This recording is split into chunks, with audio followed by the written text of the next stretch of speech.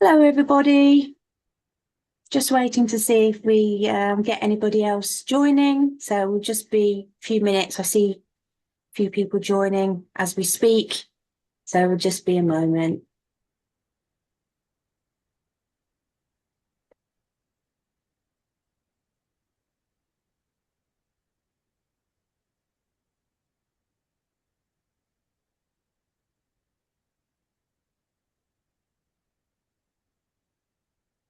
Just get started in a few seconds. So thank you for joining us. Hello, welcome to the third session in our Business AI training series.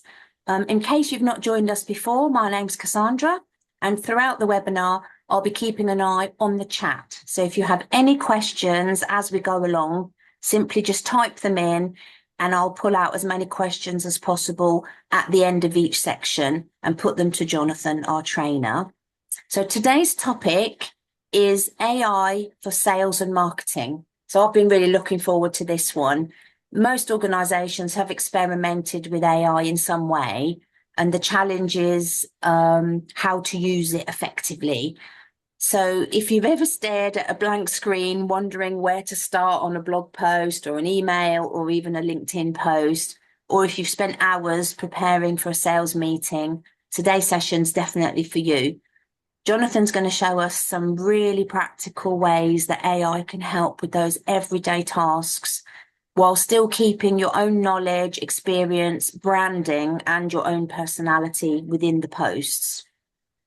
So during this session, Jonathan's going to be demonstrating practical ways that AI can help you generate better prompts to give better results, turn rough ideas into structured marketing campaigns, create and repurpose blogs, emails, and LinkedIn posts, identify and qualify potential leads, which would be really useful, personalize your customer communications and sales outreach, and prepare for sales meetings and even handle objections.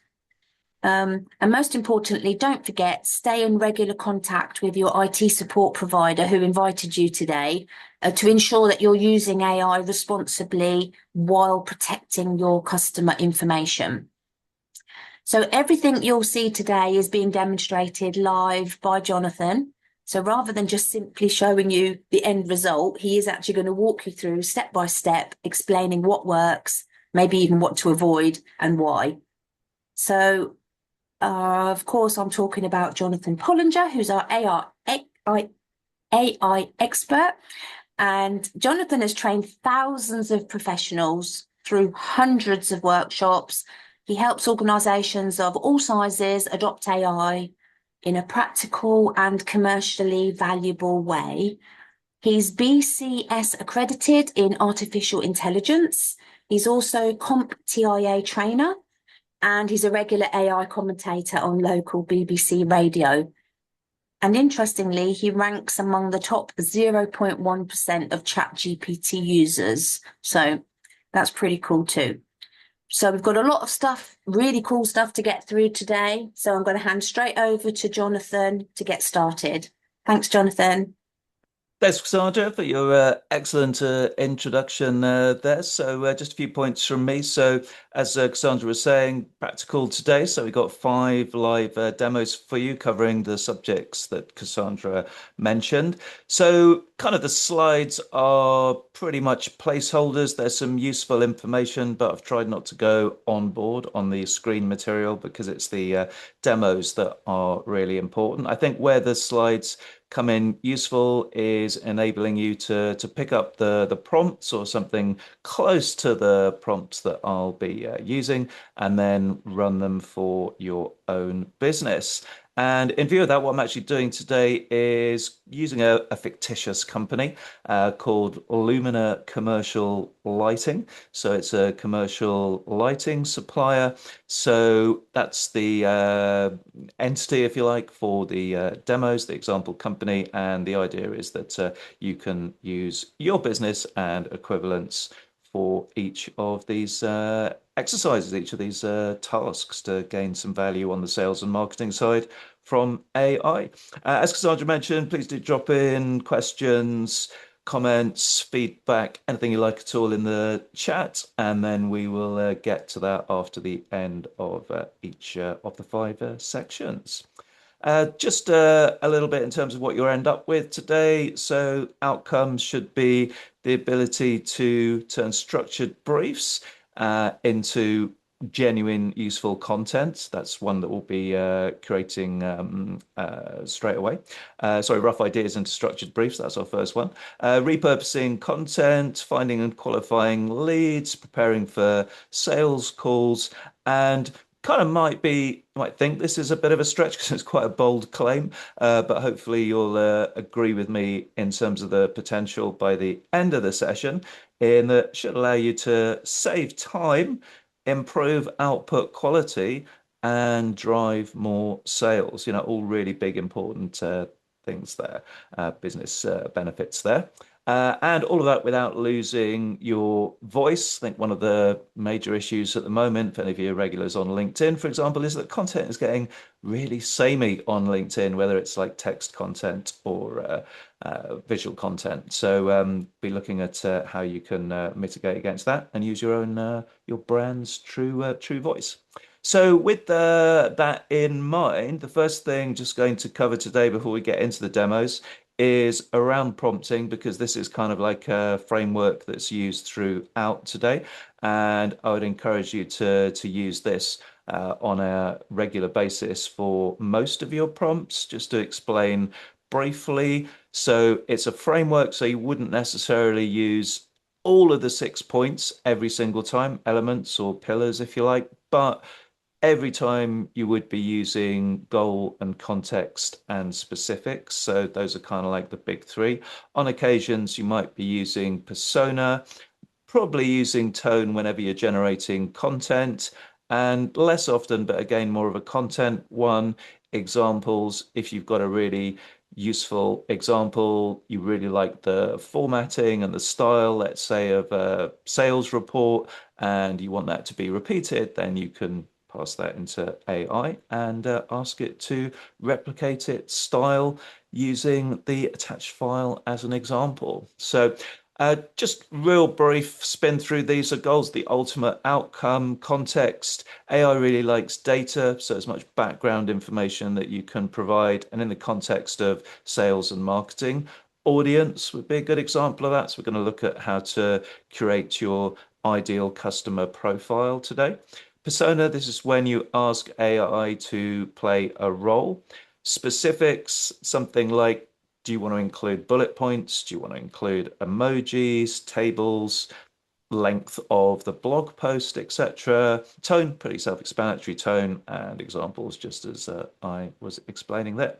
So on to our first demo. So this could be a situation where you've got a whole bunch of rough sort of notes from brainstorming, perhaps with colleagues, thinking some ideas in the around sales in the shower, perhaps, and then you want to turn that into something a bit more structured. In this case, a marketing campaign brief, and you want that to include objective, target audience, key messages, channels, tone of voice, timeline, and a success metric. You can see from the prompt that I'm going to use shortly here.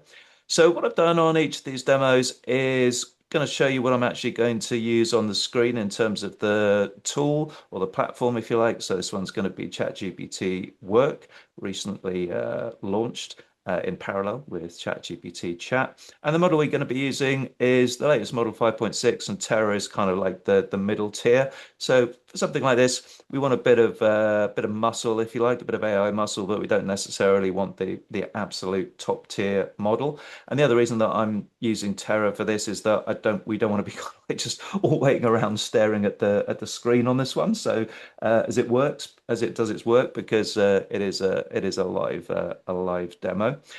So first of all, what I'm going to do is just show you these rough notes, just going to spin through them real quickly. So these are the notes just in Word coming up on the screen here. And this might be the typical sort of thing that you might have done your put together yourself or jotted down. Could be like in a whole bunch of different, I don't know, post-it notes and PDFs and audio notes, perhaps, and here, there, and everywhere. But for the convenience of the demo, I've just like structured them down here. So some thoughts about needing a campaign for businesses that this Lumina commercial lighting company can sell their new energy efficient range to. So bit of a query there about what the audience is going to be, a note about facilities, targeting facilities managers, what the offer is going to be, but a bit of a question mark around that. Nice list of benefits there, an unqualified stat there around businesses saving up to 70% on lighting costs potentially. Some ideas around what the purpose of the marketing campaign is about generating inquiries and bookings for an assessment, and some ideas around using LinkedIn, email, existing content. So you can see it's pretty kind of like rough notes. There's a lot of question marks. There's not some definite instructions in here. And ultimately, the idea, call to action, is to book a free lighting assessment, but with also a possibility of having a callback there, and also an idea for a LinkedIn advertising campaign as well. So what we're going to do could let's actually do it that way. I was wondering whether for a second whether to upload the file or paste in the text. It doesn't actually make any difference. So whilst we're there, I'm just going to just copy and paste the text in. So next step is to go over to ChatGPT. So we're on ChatGPT, the app. The app's better to use than the browser, by the way. You can see that we're already on Terra here, the 5.6 Terra model, and we're in ChatGPT Work, which is what I want. So all I need to do now is go back and pick up the prompt. So just going to pick up that prompt here. Remember, this is a fictitious company, and you can just drop in your own company.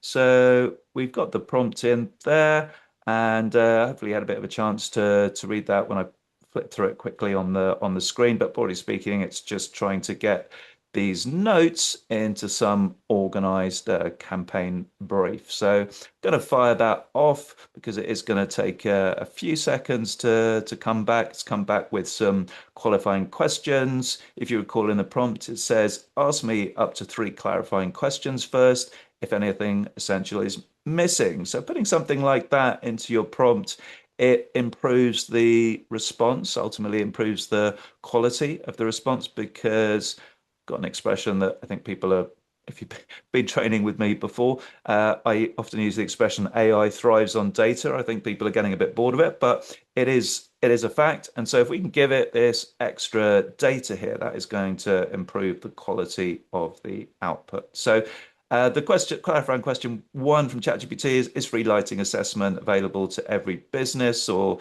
only certain businesses? So I think we'll just say every business there. And then second question is, should the campaign focus solely on offices and retails? So yeah, I think that was a question within the document, wasn't it? So I think we'll just go, we'll just go all. Make it nice and easy. And then will Lumina have a dedicated landing page with a booking form? Because remember, the idea is to book assessments, free lighting assessment, or should inquiries come through phone or email? So let's go for a landing page for that one. So it's come back with the clarifying questions. We've fired that back in now. And hopefully it's going to describe what it's doing, and it's doing that now. So it's saying I've got the essentials, and in double quick time, it's come out with our limited commercial lighting September LED upgrade campaign brief. So there we go. It's all ready to copy and paste or to download. So let's just quickly spin through this in terms of what it's covered. So campaign objective, target audience. Remember, we were highlighting the facility managers in the rough notes. Core campaign message. So from those various ideas about lighting potentially being expensive, it's come out with a bit of a strapline there. Your lighting could be costing more than you think. Some key messages to back that up about outdated lighting being replaced, well-designed LEDs, and so on. Then a nice summary of channels and activity. Remember, we wanted a landing page, so we've got that, and we've got every single channel's purpose and some advice in terms of how to use it on the activity.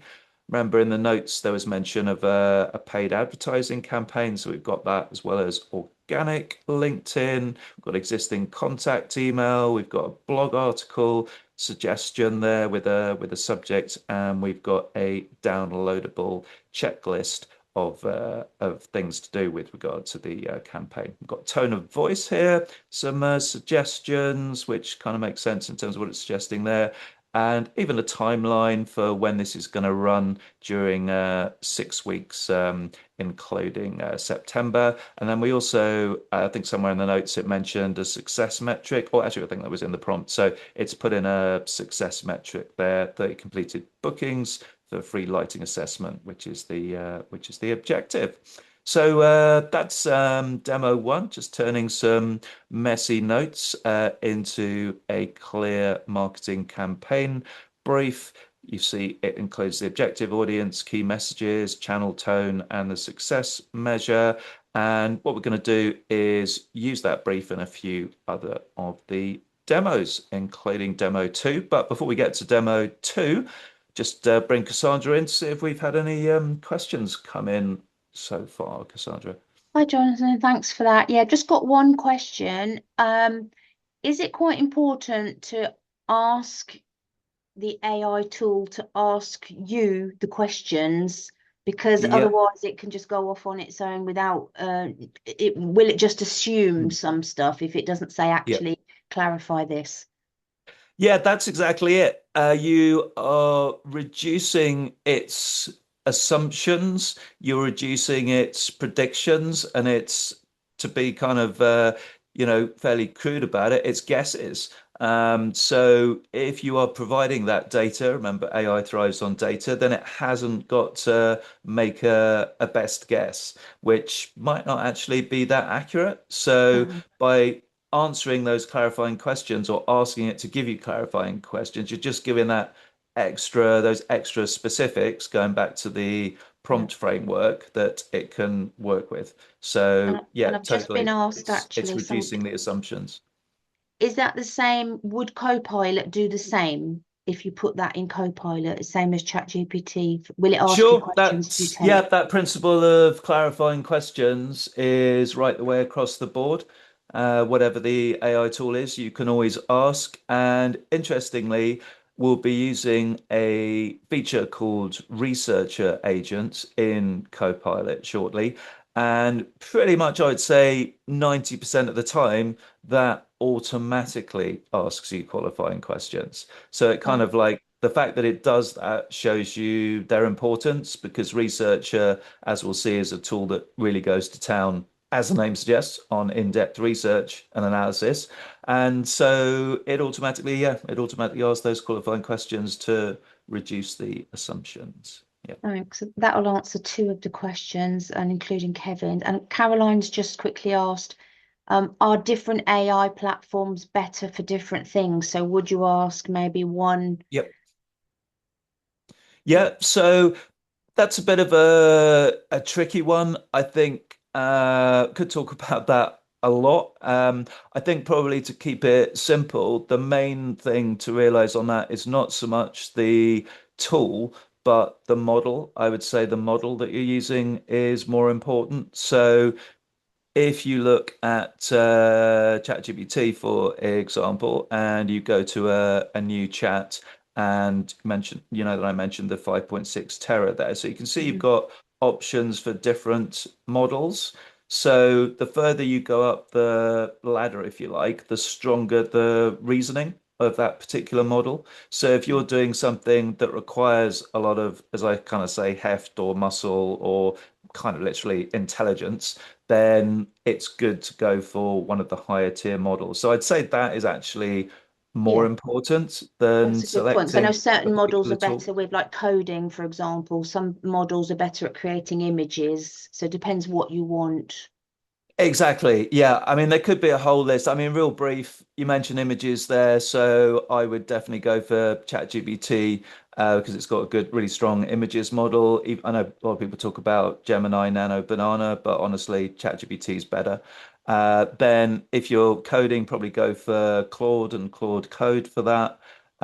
If you're doing any kind of like research and analysis or work like today, it's a bit of a fine line. But almost certainly a reasoning model. But as will the whole, well, one of the things of today is that we're going to be using different models and different tools. So to get out of me answering the question entirely, I think hopefully it should be a bit clearer in terms of how the tool and the model has worked on the various tasks that we're going to give it today. Thank you. Appreciate that. No worries. So on to demo two then. Just one final thing on that, because we are going to use Copilot for this, is that if I fire up a new chat in Copilot, whereas ChatGPT and Claude memorize your last model choice, really annoyingly, Copilot doesn't. So if you like to use the reasoning models like Think Deeper, Opus from Claude, or 5.6, which is basically OpenAI ChatGPT technology, then you've got to remember every single time to change it. So that is quite an important point if you're doing work all the time that needs reasoning. So do remember to change that. Okay, so on to our next one. We're going to use a feature called notebooks for this. So notebooks within Copilot is really good for an ongoing piece of work or a project.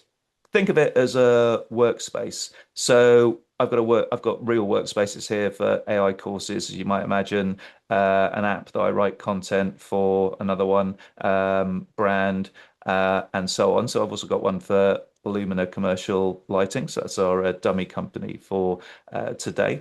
So what I'm going to do here, I'm just going to paste in our campaign brief for demo two within this notebook. I'm going to go back to get the prompt here. And the prompt this time is using this marketing campaign brief for Lumina Commercial Lighting, which I've just pasted in. Write a 400-word blog post, then repurpose it into a short promotional email, a two-line social advert, and a LinkedIn post in a professional but human tone. So getting it to do quite a lot. Do not invent statistics, match Lumina's brand voice. So one of the things that you can do with a notebook related to that last point in terms of matching the brand voice is that you can give it reference material. So I'm just worried that's going to disappear if I go to references, but let me just try it. So in the reference material here, you will see that it's got brand guidelines as one of the documents in here. So what happens when you put in a prompt or when you're working within a notebook is that it automatically, every time, references all this material in here. So if we go for demo two here, so I'm just going to, fortunately it has remained. If we go for demo two here and I put in the prompt, let me just check this is all okay. So that's all fine, that's all fine. And then I probably don't need to say, but I'll just so it's clear, I'll just put marketing brief there. Then I don't need to mention what the brand is. I've just said brand voice because what's going to happen is that it's automatically going to pick that up from those brand guidelines that are already in the notebook. So if you are creating a lot of sales and marketing content that you want to reflect your own voice and tone, and not sound like everybody else's posts on LinkedIn or everybody else's blog posts on their website, then this is a good way of doing it. So you can see that it's confirmed that. So it's done the job. We'll have a look at that in a sec. It's actually picked up the campaign brief, which I also uploaded previously, as well as copying and pasting it in. And it's picked up those brand guidelines and confirmed what it's doing. So here we go. There was that strap line, if you recall, is your business, or maybe it's alter it slightly, but the principle was, is your business wasting money on outdated lighting? And then we get into the blog post. So got various paragraphs of the blog post there with a call to action that it's put there, book your free lighting assessment. So it's just a short blog post for the demo. Then we got a short promotional email, which we asked for, similar theme. Could your lighting be costing more than it should? Just sort of reworded for the email there. We've got a two-line social advert, which we wanted there. And then we've got a LinkedIn post. So you can see that these are all appropriate for the particular types of content that were asked for.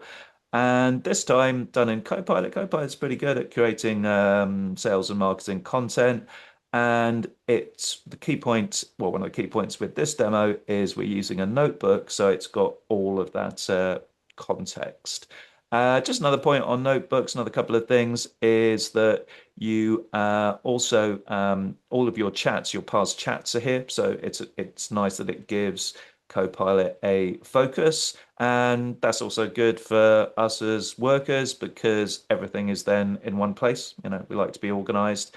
They literally use a folder symbol here, so it is kind of like having everything in the same folder. So if, let's say, you've set up a folder for sales and marketing for your business, you can just put the brand guidelines in there and any other information. And like I mentioned before, it's automatically going to reference it. Final piece of the jigsaw within here is instructions. So on top of all of that, you can improve the focus. Obviously, this is just a brief one here because it's a demo, but you could really go to town in terms of everything about your business here and what you're doing in that particular notebook. So I'm saying use notebooks for sales and marketing, but or a subset of that. So you could use it for LinkedIn posts, you could use it for social ads, for website copy. You could even use notebooks per client. You know, it's how you run your business. How do you want to organize your business, and you can reflect that within notebooks within Copilot. Just worth noting that the equivalent feature on ChatGPT and Claude is called projects. I'll just sum up the slide and then we'll just go to questions. So what we did is we took a brief, turned that into a blog, email, advert, and a LinkedIn post. And each of those were in the right format and tone for the respective channel. And so once you've got that core content, the marketing brief, in this case, campaign brief, then you can adapt it for any kind of like content, including blog post, email, social ad, and LinkedIn, plenty of others as well, depending on the nature of your business, that you can then produce using AI. So not only are you getting a lot there, you're getting quality, you're getting time saving, you're getting really good tone, brand, and voice and tone to reflect your own business, and hopefully, my bold claim at the start, as a result of all that, you're going to get some more sales. So any questions come in during that demo, Cassandra? Yes, got a couple. One might be for IT support who invited you to this, but it's one which says, do all versions of Copilot have notebooks available to them? I know there's something to do with if you've got OneDrive or SharePoint, it depends whether it will store, so whether you use the online app or whether you use the one on your desktop, you might not be able to. But I think most versions do have access to notebook, maybe not the free version. Yeah, that's correct. So yeah, you're right. It's a premium feature, so you do need a licensed version to have notebooks, unfortunately. Yeah. In Copilot, the free version does not have notebooks. However, if you like the feature, ChatGPT, it to a limited extent, like they limit at how many reference documents you can upload and sort of how much you can use it. But to a limited extent on the free version, you do get projects, which is their equivalent feature. Claude, I'm not sure whether you get it for free or not within Claude, but you certainly do on their sort of Yeah. 18 to 20 pound a month pro version, is it they call it, which Yeah. we'll be using today. I But use not sure about Notebook the free version. LM. which is similar, but that's really good to know that it's also in Copilot because that's an extra subscription that you can perhaps cancel, knowing that you've got that here. So that's really handy to know. I think better to get it in Copilot and then it's in your ecosystem. Um, Good question here from Kevin. Can notebooks be shared? So say you uploaded all your brand information and all your Yeah. marketing rules, can your whole team share, or do they Yeah. each have to upload that to their own? Yeah, no, even better than that. More than a share, you can actually invite people in to your own notebook. So there's a little icon up here that says add members. So you can just pop in somebody's name or email, and as long as they're within your organization, then you can basically all work on the same project within that notebook. So that's That's really brilliant. handy to be That's able good. to be able to do that. Yeah. Because quite Um, often, it's a good question because quite often with projects or ongoing bits of work, it's not just going to be you and AI, is it? It's going to be you and a colleague or two, and then yeah, AI as well. So yeah. definitely. And a last question for this section, please. How can you ensure the blog post has high SEO score? I mean, I would normally Yeah. have to incorporate that into the prompt. And if you say you want your headings and your subheadings to include Yeah. local SEO keywords, then that should happen. Yeah, totally correct. Yeah, a number of ways of doing that. Either put it into the prompt, probably less efficient, but you could get it to rework it after, get it to draft the blog post and make sure you're happy with that, and then SEO optimize it. That would be another option. Or it's kind of like back to the notebooks within the instructions, you could actually talk about SEO and then sort of put stuff in there, even from a very sort of basic ensure all the content that you create is SEO friendly through to way more detailed instructions, like you say about headings, even Yeah, suggested backlinks, maybe, and other sort of like SEO features. So you can totally control that environment and put those SEO instructions in there. Yeah. brilliant. Thanks, Jonathan. Cool. So moving on to the next one is identifying and qualifying leads. So this is the researcher agent that I mentioned that we're going to use for this one. So I saw some research the other day, and staggeringly, I think it was less than 50% of small businesses. I think larger businesses are a bit more organized on this, but they haven't actually got an ideal customer profile, sometimes known as a marketing avatar or customer avatar, customer personas, all sorts of names for it. But it's basically a representation of your ideal customer. So I'm going to show you how you can get one. But not only that, we're going to do that for Lumina. And then after that, we're going to look at five qualifying. Well, part of that process, we're going to ask it for the five qualifying questions. Although using Researcher, it would probably ask us those anyway. In fact, to demonstrate that, I'll leave that part out of the prompt. And then we're going to look at a simple 1 to 5 scoring rubric to decide whether a prospect is a good fit. So this is basically around identifying and qualifying leads. So once again, I am going to pick this up here.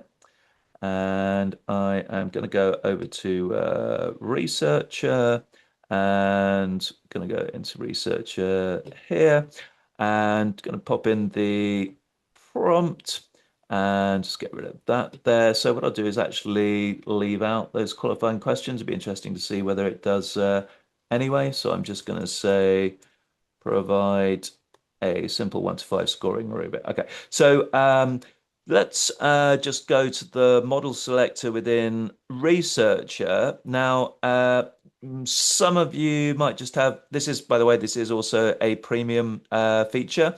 And that's annoying. I noticed this was sort of like coming and going a bit this morning. So I was going to use a feature called Critique within here, but for some reason it seems to be coming and going today. I'm not quite sure why Microsoft have got this really annoying habit of taking things away and then bringing them back even during the course of a morning. So we'll just go with the regular researcher, which is fine. I could upload some information around Lumina, but I think I'm going to give it a bit of a test here because I've been working on Lumina as a kind of like a dummy company for a little bit for today's webinar, so that should be enough. So let's fire that off and see how it gets on and whether it asks us qualifying questions or not. It's just misbehaving a little bit. I think it just, let me just restart, just copy that and restart Copilot. A little tip for you, by the way, is that if Copilot is misbehaving, you can, don't just close it down, but if you just go to this quit Copilot and then go back in again, that can often resolve the glitches. It might even resolve that glitch of being able to select the critique option. Let's just go and see now. And there we go, it's back. So it was just a glitch. So what critique is, it's quite clever. It uses ChatGPT or OpenAI technology to go out and do the bulk of the work. As you can see here, it says GPT responses, and then Claude comes in automatically and checks that work and improves it. So pretty useful. So you could do that manually, but within research on Premium Copilot, it does it automatically. It is a frontier feature, so that means it's kind of available in beta, if you like, before being generally available, but anybody can subscribe to a frontier feature. A good one to speak to your IT provider about to see if you can get access to the frontier features.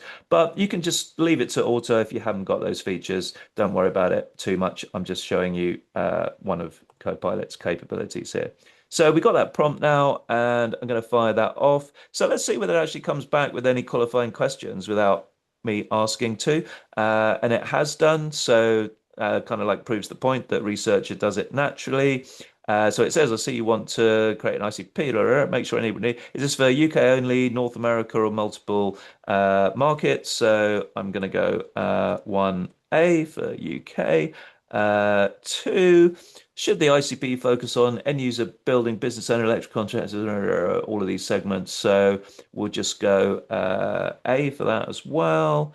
And then three, is the primary goal outbound prospecting, lead qualification? So it's lead qualification because that's what this demo is about. So we're going to go for B.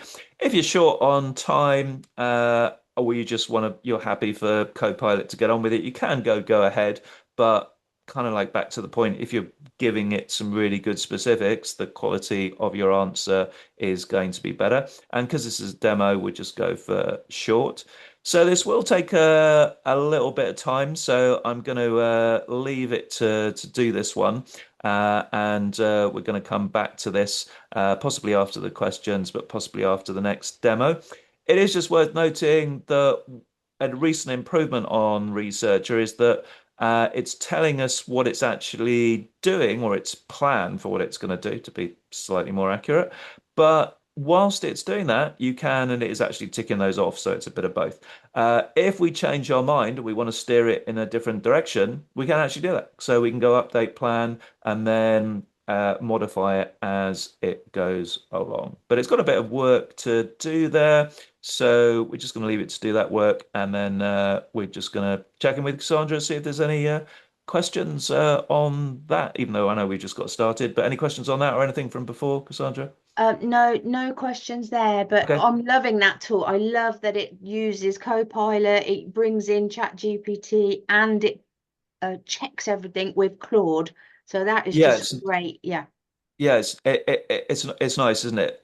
Just to reiterate, you can do that manually, but it is quite a bit of a time saving and quite nice that For sure. it works on that basis. Yeah.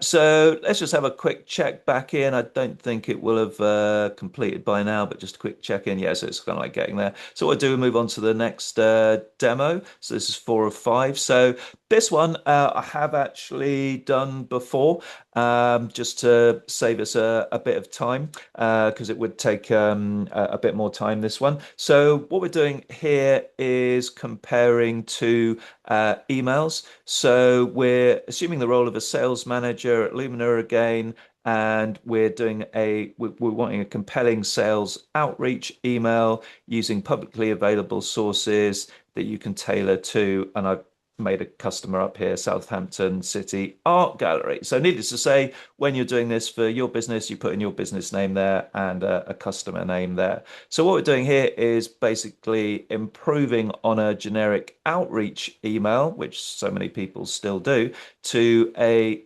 very much tailored email for a particular company, but we're not kind of like over egging it. And I'll hopefully give you an example of what I mean by that. So we're not being too familiar or too creepy.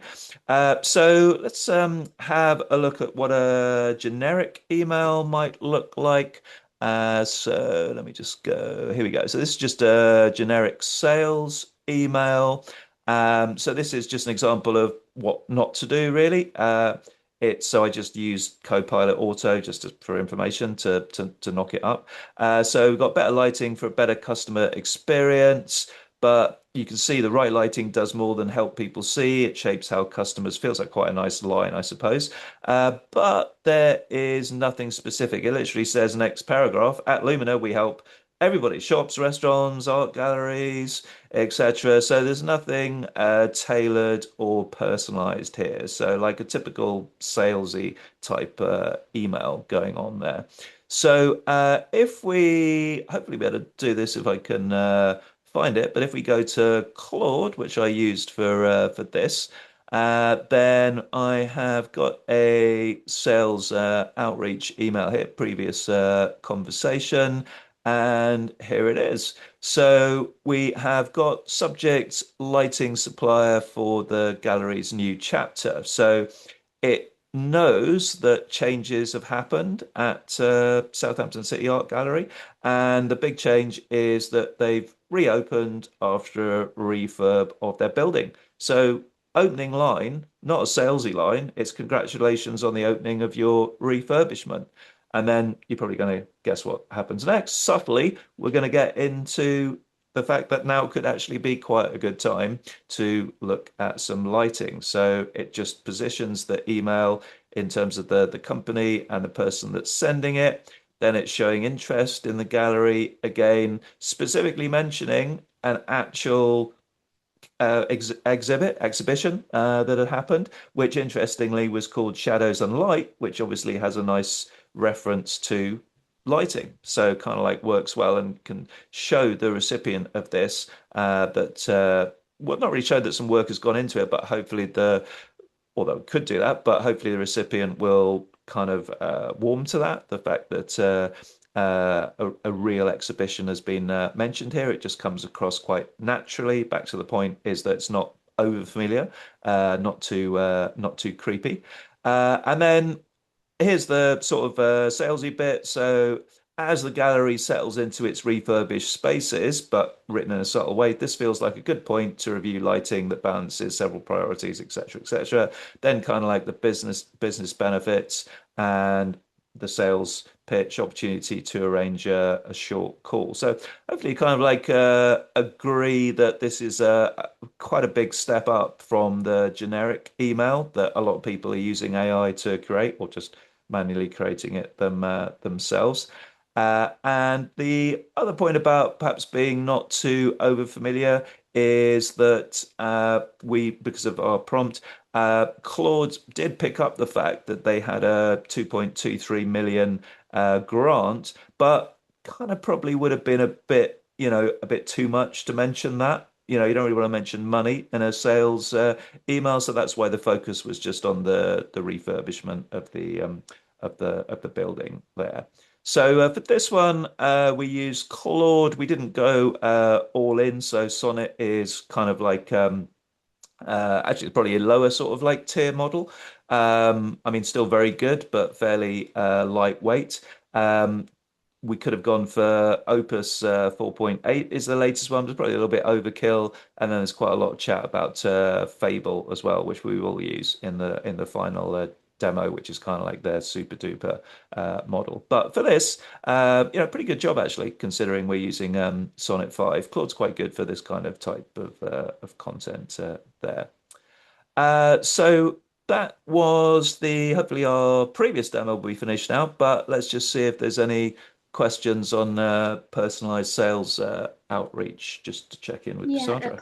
a couple of questions, please, Jonathan. One just came in just as you started that segment, so I Yep. think it's more to the previous. So it was when you were talking about sort of maybe scoring potential leads, could you Yeah. also drill into credit ratings, been asked? I guess if there was a Um, spreadsheet or something with Well, certainly, if your provider of that information could provide it in spreadsheets, absolutely, then you could get that into the AI tool. There might even be a cleverer way of doing that. I mean, credit referencing is there's some confidentiality around that, so there could be issues there. But as a technical point, and your IT supplier would be way more qualified than me to talk about it, but pretty much most software, major software, even not major software, regular software, services, apps, and tools now have the ability to connect to AI tools via MCP. So it's usually possible to connect. And some of the more mainstream tools, like your sort of Salesforce, your Monday.com, that kind of thing, it's even like built in, so you can literally select those as plugins or apps to connect to. But specifically, credit references, I don't know, is the answer. There could be issues around data protection there, but certainly if the information can be legitimately exported and there's no restrictions on using it elsewhere, then technically, yes, can certainly say that you can put that into the mix and into the AI tool. Yeah. Mm, brilliant, thank you. Um, and there's one question. Well, I mean, this is saying it's a sales email. Is this really sales or marketing? But I've worked in sales and marketing. There's a fine line. This is I would say sales outreach, but it could be done by your marketing team. So it depends. It's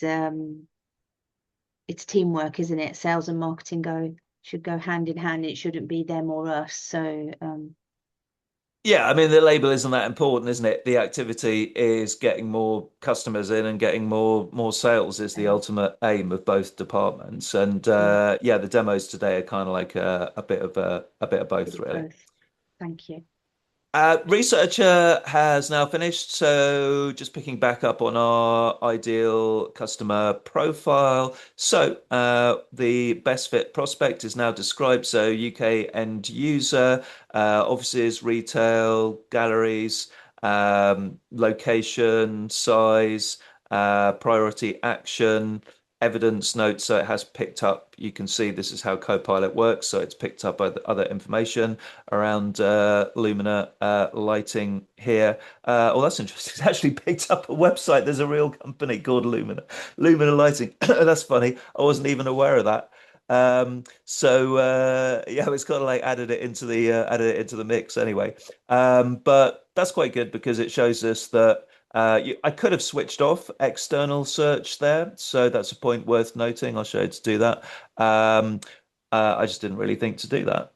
But if we go to setting up a new researcher here, then sources. So you can go out to the web, but you can switch that off, and you can also go internal for everything, or you can go internal specifically if you want in terms of researchers' capability. So um, an unintended consequence there, but I think we'll take that as a positive because it's a nice illustration that it will go out and find all the information that is needed to put together a customer profile in this case.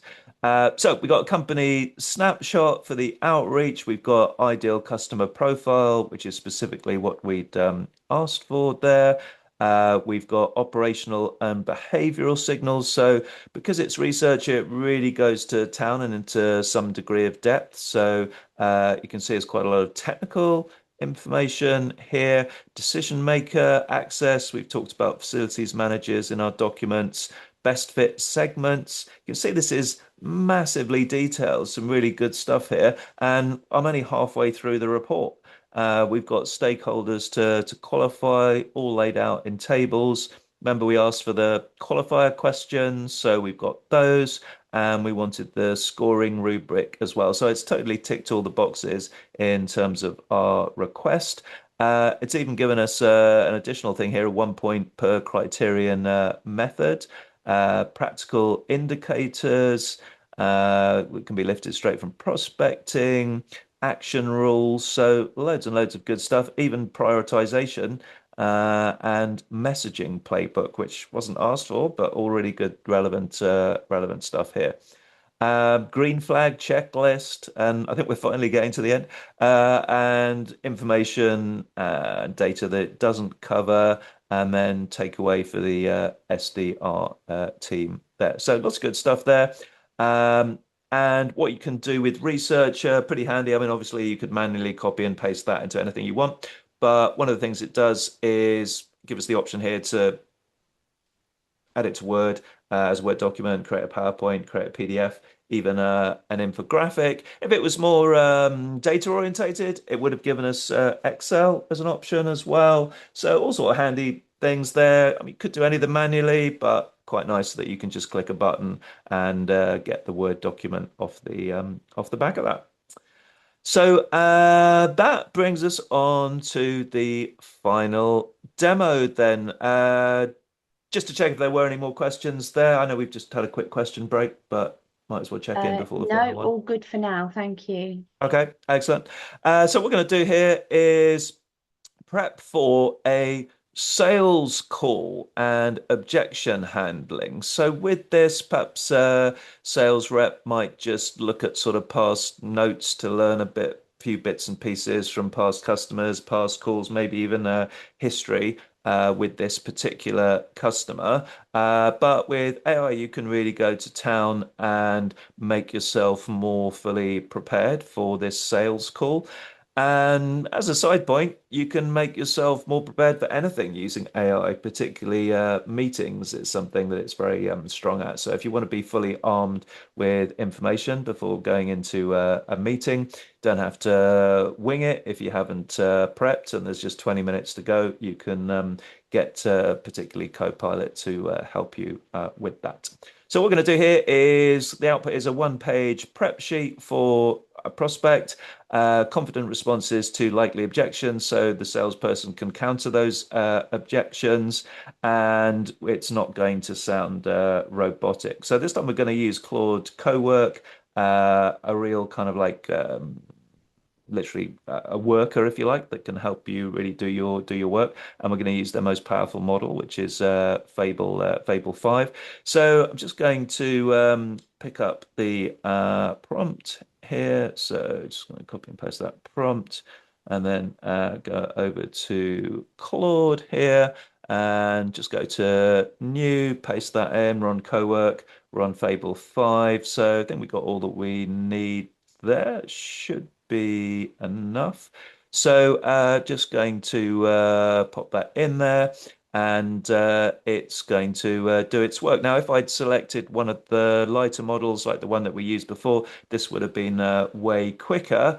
But for the purposes of today, I thought it'd be useful to have so you can see a range of tools. So this is the top tier tool in action. It is worth pointing out that this one costs a fair bit, as in addition to your subscription, you have to pay on a usage basis. This is kind of as a broader point. Unfortunately, it is for us as users, it is the direction of travel of AI pricing and use of the tools. But that said, it is you can even see from this, it is a very, very thorough tool. So it's really going to go to town on this task. So if this is what, if it was absolutely essential or very important to land this customer, then this could be an example of where you would want to use a fairly high tier model to be fully prepared for the meeting. So let's just see how it's going to get on with this. Hopefully, not take too much longer. It is just one page at the end of it, and we can see we're getting up to some characters now, so it shouldn't be too much longer. And whilst we're here, just explain a few other things. It's got a lot of terminology around AI tools. So under here we've got context. So connectors have used a web search because obviously it needs to go out to Southampton City Art Gallery to find out information there. And it's got the ability, although it's it's not a Microsoft tool, but has got the ability to write Word documents, create Word documents. And so it's using that particular skill to produce a Word document for us. Or certainly the ability, what I'll probably do in reality is put in a second the answer into the sidebar here and then give us the option to, it'll probably automatically put it in to Google, but we'll just have a download button or more likely actually an open button and it'll literally open in Word. And then, of course, once it's in Word, then you can save it down to your OneDrive or your SharePoint, or just do what you want with it from Word. So hopefully it's just here we go. It's just correcting itself now. This is because it's an advanced reasoning model, so it's spotted it's made a mistake, and now it's actually renumbering that, which is quite an interesting point there. And then any second it should be done. Conscious we're a little bit tight on time, so I might kind of just move to Cassandra at this point, just see if there's any further questions come in whilst that's running away and doing its thing. Yeah, just one actually a really good question, I thought. Somebody's asked, is there a reason why you just wouldn't use the most powerful model every time? But interestingly, just as they asked that, you did say that there might be a cost implication, also time Yeah. implications. So Yeah, what do you think? that's two reasons. Time and cost would probably be the main two reasons. Um, Also, if you're, concerned about the environment, that would be another one because you can kind of like over egg the pudding, if you like. Use plenty of plenty of cliches around it. Sledgehammer to crack a nut would be another one. Oh, So there is a certain amount of horses for courses, and if you were doing like give you a ridiculous example, if you're just looking for a real I'll give you an obvious fact. I know date of Second World War started 1939, but if you didn't know the answer to that, or just basically a single date answer, mm, what is the point of using Fable 5 for that? Any kind of like chat tool will just give you the answer. So it's just like not appropriate for a mm, lightweight task. So heavyweight task kind of like means heavyweight tool, really. sure. And we now have our sales call prep sheet on the right-hand side here. So lots of good stuff. It's found out all about it, which we learned earlier, but perhaps with a bit more detail.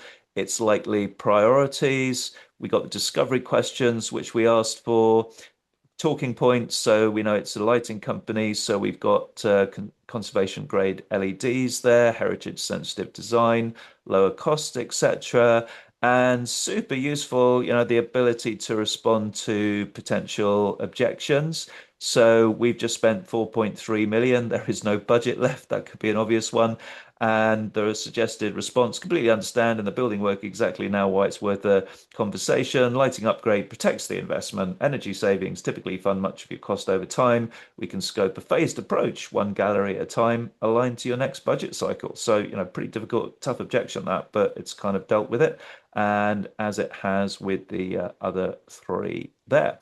And as I mentioned, if you want to look at that in Word, we can just fire that up in Word, and there we go. No time at all. It's in Word, and now you can add it and store it to anywhere on your system. So that was the final demo there. So I'll go back to Cassandra in a sec, but just to wrap up from my side. So every demo there. Me as a human or the sales representative, wherever it was, the marketing person doing the work, they were in charge of the process. They were using AI as a tool.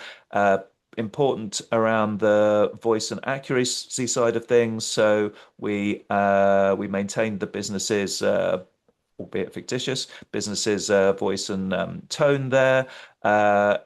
Practically, because we've only had a limited time today, we didn't have time to go off and check sources, but you might have noticed that that researcher report, well, you could see it was cited because it had that fictitious website, well, the real website for the fictitious company there.